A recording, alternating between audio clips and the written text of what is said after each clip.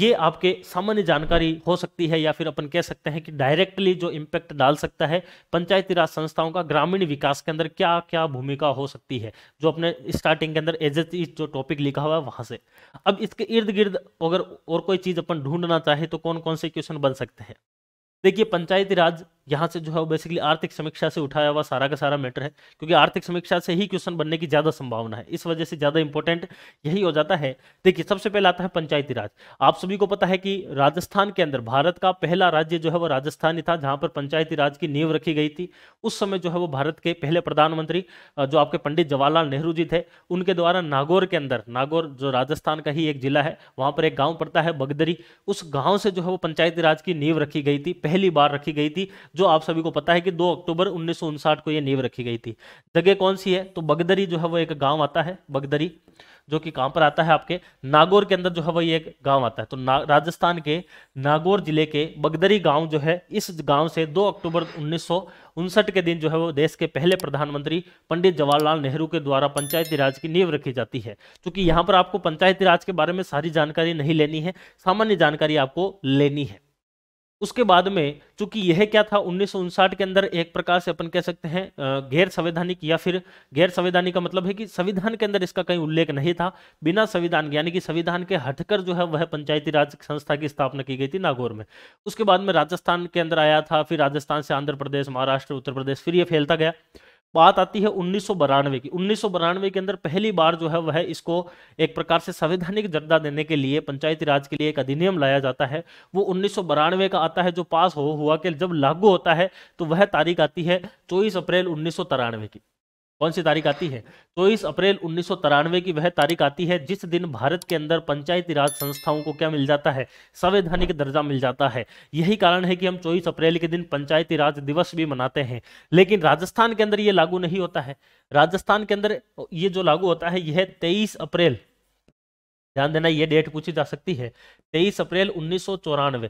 इस दिन जो है वह आपके क्या होता है, राजस्थान के अंदर लागू होता है। तो राजस्थान के अंदर लागू होने की तारीख कौन सी है, 23 अप्रैल 1994, इस दिन राजस्थान में लागू होता है। जबकि 24 अप्रैल 1993 के दिन जो है वह भारतीय स्तर पर लागू होता है। पूरे के पूरे राजस्थान या फिर भारत के इतिहास के अंदर अगर अपन बात करें तो संवैधानिक दर्जा इनको दे दिया जाता है, और कुछ संस्थाओं की स्थापना होती है। जैसे कि अगर अपन बात करें इसके अंदर अनुच्छेद जो है वो 243, आर्टिकल 243, आर्टिकल 243, 243 के तहत जो है वह राजस्थान या फिर आपके संविधान के अंदर जो है बेसिकली पंचायती राज संस्थाओं की उल्लेख किया जाता है। कौन सा आर्टिकल है, 243 अनुच्छेद है, इसके तहत इसका उल्लेख किया जाता है। 243 को अलग अलग भागों के अंदर बांटा जाता है, और उसी में आता है 243 जी। 243 जी के अंदर पंचायती राज जो संस्थाएं हैं इनकी शक्तियां दे रखी है, इनके अधिकार दे रखे हैं, इनके जिम्मेदारियां दे रखी है, वो सारा का सारा इसमें उल्लेख है। क्योंकि अपना टॉपिक जो है वो ग्रामीण विकास के अंदर इनकी भूमिकाओं से है, ना कि पंचायती राज के ऊपर है, इसलिए इसके ऊपर आपको इतना ज्यादा जाना नहीं है।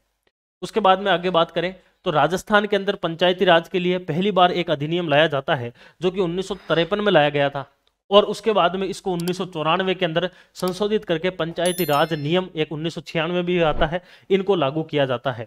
1994 में कैसे, जो मैंने आपको बताया था कि 23 अप्रैल 1994 को संवैधानिक रूप से जो आपके पंचायती राज था उसको राजस्थान में लागू किया गया था 23 अप्रैल 1994 को। जबकि 1953 का राजस्थान के अंदर सबसे पहली बार बनाया गया जो है आपके पंचायती राज का अधिनियम था। राजस्थान के अंदर पंचायती राज नियम कब का है, तो 1996 का पंचायती राज नियम है, यह भी आप सामान्य रूप से ध्यान रख सकते हैं। पंचायती राज जो है वो त्रिस्तरीय होता है, सामान्य जानकारी इसमें आपको ले लेनी है। जैसे कि सबसे निचले स्तर पर होती है आपके ग्राम पंचायत। राजस्थान के अंदर या फिर भारत के अंदर सबसे निचले स्तर पर पंचायती राज संस्था कौन सी है, अगर आपको पूछी जाए तो ग्राम पंचायत आती है। और ग्राम पंचायत जो है वो प्रथम स्तर के ऊपर अगर अपन बात कहें निर्वाचन होने वाला निकाय माना जाता है। लोकतंत्र जो है इसकी बुनियादी इकाई भी इसको कहा जाता है, जो कि विशिष्ट उत्तरदायित्व के साथ में स्थानीय सरकार के रूप में जानी जाती है उस क्षेत्र के अंदर। ग्राम पंचायत की भांति ही ग्राम सभा जो है वह ग्राम के संपूर्ण नागरिकों की सामान्य सभा है। जो अपन बात भी कर रहे थे कि किसी भी ग्राम पंचायत के अंदर ग्राम सभा का मतलब है उस ग्राम पंचायत के वह सारे के सारे लोग जो कि वोट दे सकते हैं या फिर वयस्क मताधिकार रखते हैं, मत देने का अधिकार रखते हैं, वो सारे के सारे ग्राम सभा के अंतर्गत आते हैं। तो पंचायती राज त्रिस्तरीय व्यवस्था है, जिसमें से प्रथम स्तर जो है वह आपके कौन सा कहलाता है, ग्राम पंचायत कहलाता है, सबसे निचले स्तर पर आता है। इसके जस्ट ऊपर जाते हैं दूसरे नंबर पर, तो वह आती है पंचायत समिति। ये दूसरे स्तर की है और यह सबसे निचले स्तर की है, पहले स्तर की।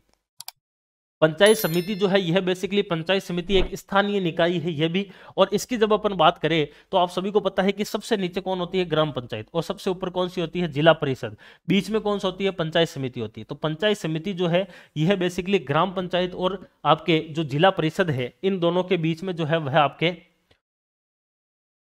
जो जिला परिषद है इन दोनों के बीच में किसका काम करती है, कड़ी का काम करती है, जो आपकी पंचायत समिति है। उसके बाद में तीसरी आती है आपके जिला परिषद, जो कि पंचायती राज संस्थाओं के अंदर सबसे बड़ी संस्था आती है किसी भी राज्य के अंदर, जिला परिषद। जिला परिषद जो है वो बेसिकली आपके ग्रामीण आबादी के लिए आवश्यक जो भी सेवाएं हैं, जो भी वहां पर सुविधाएं चाहिए, उनको उपलब्ध करवाने के लिए जिला स्तर के ऊपर एक स्थानीय निकाय होता है, जिला परिषद। तो ग्राम पंचायत सबसे नीचे, फिर पंचायत समिति, फिर आपकी आ जाती है जिला परिषद। उसके बाद में आते हैं राजस्थान के अंदर पंचायती राज विभाग या फिर संस्थाएं जो है इनके मूल कार्य क्या है। देखिए अभी तक जो अपन ने पहले वाले देखे थे वो अपने आधार के ऊपर एक जो है वह पंचायती राज संस्थाओं की ग्रामीण विकास के अंदर भूमिका हो सकती है। अभी जो अपन पढ़ेंगे यह आर्थिक समीक्षा के अंदर लिखा हुआ है कि कौन कौन से ऐसे, क्योंकि यहां से क्वेश्चन बनने की ज्यादा संभावना है, क्योंकि यह आर्थिक समीक्षा के अंदर लिखा हुआ है कि पंचायती राज संस्थाएं जो है इन संस्थाओं के मूल, देखिए यहां से पकड़ना, पंचायती राज जो संस्थाएं हैं इनका मूल कार्य क्या है। तो मूल कार्य जितने, क्योंकि पंचायती राज संस्थाएं ग्रामीण विकास के लिए ही काम करती है, तो इनके जो जितने के जितने काम है वो सारे के सारे काम किसके लिए ही जाने जाएंगे आपके, वो इसी के लिए जाने जाएंगे आपके ग्रामीण विकास के लिए। इन कामों के ऊपर चर्चा करते हैं। देखिए सबसे पहला लिखा हुआ है आपके पंचायती राज जो संस्थाएं हैं, इन पंचायती राज संस्थाओं में 73वें संविधान संशोधन की मूल भावना के अनुसार विकेंद्रीकरण की व्यवस्था को सुनिश्चित करना। तो पहला पॉइंट क्या आता है, विकेंद्रीकरण की व्यवस्था।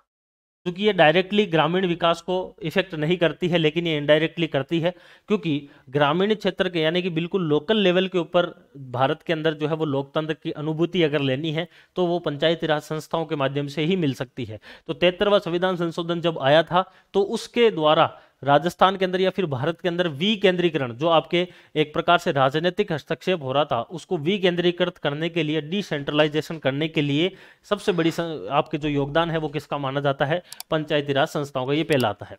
दूसरा कारण आता है आपका पीसा एक्ट। पीसा आता है PESA, यानी कि पंचायती राज एक्सटेंशन इन शेड्यूल एरिया, यानी कि जो शेड्यूल एरिया है, जो आपके अनुसूचित क्षेत्र है, उस अनुसूचित क्षेत्रों के अंदर पंचायती राज जो है उसका एक्सटेंशन यानी कि उसको बढ़ावा देना। यानी कि ऐसे क्षेत्र जहां पर लोग शिक्षित भी नहीं है, उन क्षेत्रों के अंदर भी लोगों को लोकतंत्र जो है उसकी अनुभूति देने के लिए, लोकतंत्र जो है उसके बारे में जानकारी देने के लिए पैसा एक्ट लाया जाता है। और उस पैसा एक्ट जो है इसके माध्यम से जो है वो लोगों को, कहने का मतलब अनुसूचित क्षेत्र जो जनजातियों वाला क्षेत्र है, जो आदिवासी क्षेत्र, उस क्षेत्र के अंदर भी पंचायती राज को लागू करवाना, उसके लिए पैसा एक्ट लाया गया था। यह भी एक प्रकार से ग्रामीण क्षेत्र का विकास का ही एक भूमिका निभाती है। अगला आता है पंचायती राज संस्थाओं में कार्मिकों की भर्ती सहित सभी प्रशासनिक संस्थापन कार्य करना। आप सभी को पता है पंचायती राज विभाग के अंदर ही ग्राम सेवक जो है वो नियुक्त होता है, और ग्राम सेवक का काम क्या है, ग्राम पंचायत स्तर के ऊपर सारे के सारे जो प्रशासनिक कार्य है वो करना। और ऐसी कंडीशन के अंदर पंचायती राज संस्थाओं के द्वारा ही क्या किया जा रहा है, जो भी उनके कार्मिक है, जो भी उनके प्रशासनिक कार्य है, उनको क्रियान्वयन करवाने के लिए अपने कार्मिकों की नियुक्ति करना, भर्ती करना, ये सारे के सारे काम किसके हैं, उसी के ही है। और ग्राम सेवक का काम क्या है, ग्रामीण विकास करना, मेन यही काम है उसका। अब ग्रामीण विकास कैसे हो सकता है, वो सारे के सारे किए गए कार्य होते हैं, चाहे वहां पर साफ सफाई करवाए, चाहे वहां पर लोगों को रोजगार उपलब्ध करवाए, चाहे वहां पर जो है वो शिक्षा का स्तर जो है वो सुधार हो, किसी न किसी प्रकार से उसका भी योगदान किसके लिए आता है, ग्रामीण विकास के लिए ही आता है।